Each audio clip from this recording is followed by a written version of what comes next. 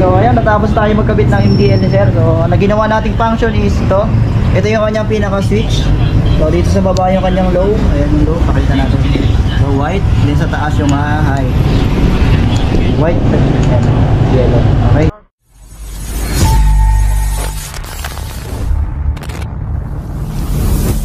Ako si Luke at ito ang kwento ko.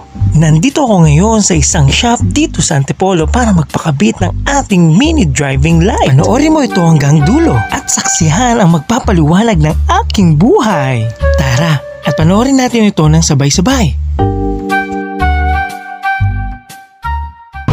Yun o!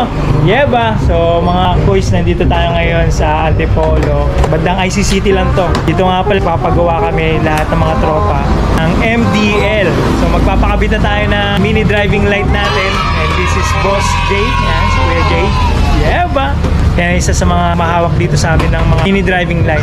Pakita ko sa inyo kung bakit dito kami at kung gaano kalinis nga naman kanyang paggawa. So magkakaroon na tayo ng ilaw. Sana dito sa ilaw na to na meron tayo ngayon, makita na natin yung paniki na umiihi sa bundok. Sa liwanag baga. Alright. Yeah ba? See you! Siya nga pala si Kuya J, ang nag-iisang electrician dito sa shop na to.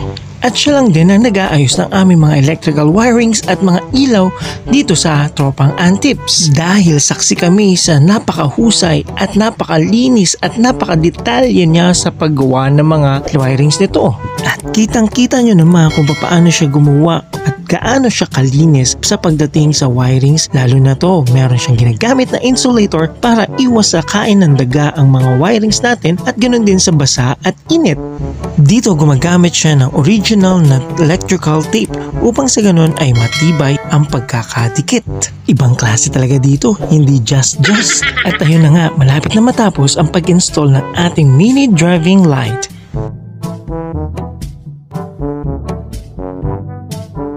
So ayan, natapos tayo magkabit ng MDL ni sir. So ang ginawa nating function is ito. Ito yung kanyang pinaka switch. So dito sa baba yung kanyang low. Ayan yung low, pakita natin. So white, din sa taas yung high. White, yellow. Okay, yung gitna off. And then itong ginawa natin kakaiba sa kanya, ginawa natin siya ng minuto passing. So paano gumagana yung minuto passing? Yung minuto passing, ito yung kanyang menu button. So ayan. Ayan, ito yung menu button, dito sa dashboard gumagana yan. Ginawa natin dalawang function. So ngayon, pag naka-off ang makina, menu siya. And then kapag pina-under natin, magiging na siyang passing combi. Combi mode siya, white and yellow. Pag naka-low siya, yan.